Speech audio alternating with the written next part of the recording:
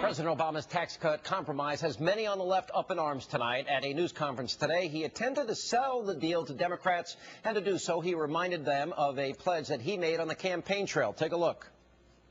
Because of this agreement, middle-class Americans won't see their taxes go up on January 1st, which is what I promised.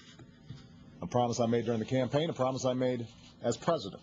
Now, that may be true. However, Democrats are pointing to another campaign promise he made regarding tax cuts for the so-called wealthy. On that pledge, liberals say they've been betrayed. And I think we have uncovered some video evidence that could very well prove their point.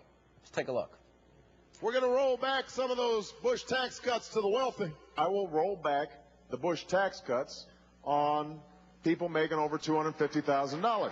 I want to roll back Bush tax cuts for the wealthiest. I'm going to roll back the Bush tax cuts back to the levels they were in the 1990s. We're going to have to roll back the Bush tax cuts on the top 1%. Yes, I'm going to roll back the Bush tax cuts for the very wealthiest Americans. All right, sounds to me like an obvious flip-flop by the anointed one. And joining me with reaction are former White House Special Counsel Lanny Davis and former Minnesota Senator Norm Coleman. Read my lips. No tax cuts for the rich, Lanny. I sometimes fail to follow your logic, rarely, but I don't follow your logic. He wanted to do exactly what he just said, and the Republicans stopped him, and you're using that against him. I don't get your logic here. You know, Lanny, I love you because you got a spin for everything. Here's the reality. But that's a fact. He wanted to do that thing. Bush. Read my lips. No new taxes. Barack Obama. And that's exactly what he wanted. And the Republicans, for the wealthy. Sean, the Republicans were opposed to that position, and the Republicans prevented him from getting what he wanted. Excuse me. I don't get your logic. Wait a minute, Lanny. This is a lame duck Congress. You have a majority in the House, you have a majority in the Senate, and he's the president. He's got a veto pen. Now, wait a minute. Wait. He spent 2 years blaming George Bush. He made this deal. You can't blame anybody but himself, Lanny. First of all, he didn't have the votes in the Senate. He needed 60. Secondly, he made a compromise and a profile in courage to accept a deal that he didn't like in order to get unemployed people extension of unemployed benefits. There isn't a single unemployed person in the country that doesn't appreciate the profile and courage of his standing up to his liberal base and compromising to get that unemployment compensation. Sean, this could have been. Go ahead. This could have, I have to say, this could have been his sister soldier moment.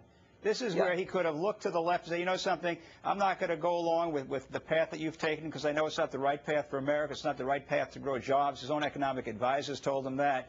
But instead, he turned it around. The Democrats lost the election in November because they lost the middle class. They lost the independents. He could have won them back with a positive, upbeat, I'm going to bring people together. I did the right thing. And instead, he played the class warfare. He talked about negotiating with terrorists. He talked about tax cuts for the wealthy being the Republican holy grail. He wasted an incredible opportunity to kind of take a step forward and recapture independence, which he lost in November and which he's going to lose in 2012 when we're going to refight the battle of whether it's better to raise taxes or keep taxes low. You know, Lanny, you claim to be somebody that doesn't like the, quote, extreme rhetoric.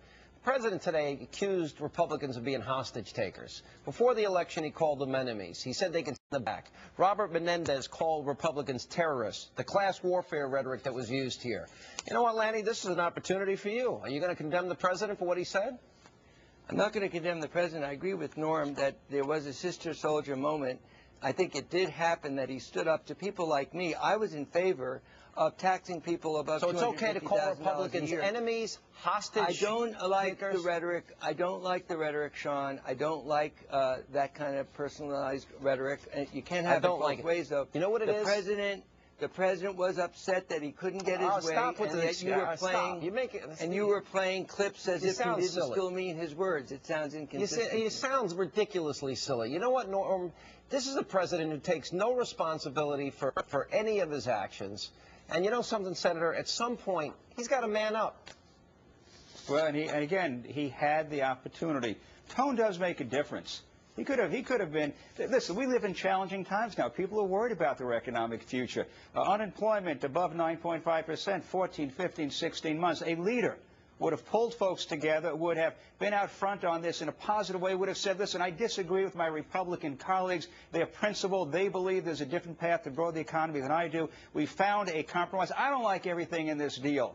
I don't like the payroll tax should have gone to employers, not just the employees, so that we can grow jobs. We should have found a way to fund the unemployment. But the bottom line is that he had an opportunity to be a leader. He hasn't led. He didn't lead. And now he has set up the class warfare argument that will continue for 2012, and they'll lose that argument in the end, Sean. Why is this president so immature and angry? Quick response. No. I don't think he's immature, and I think he's actually shown some courage. And I do agree with Norm that it's important for the president to use rhetoric that brings people together and to say he disagreed with his Republican colleagues who wanted to exempt people above $250,000 a year. I would have been in favor of a tax on people above that income level. Because you're a socialist. But I think that Norm is right.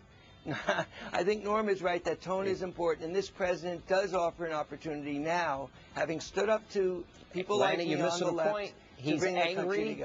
He seems petulant. He's bitter, and to lash out at Republicans after he lectured everybody a week ago at how we need to be bipartisan, the American people expect us to get the job done, is not very presidential. You accuse and we're me looking of forward to when I say continuing the facts. debate on class warfare. All right, I don't guys. think he was angry. I think he was a statesman. He was angry. Oh, hostage takers is not angry? All right, Lanny. Those show strong Lanny, feelings, John. even you, I don't believe your own words. But you're good.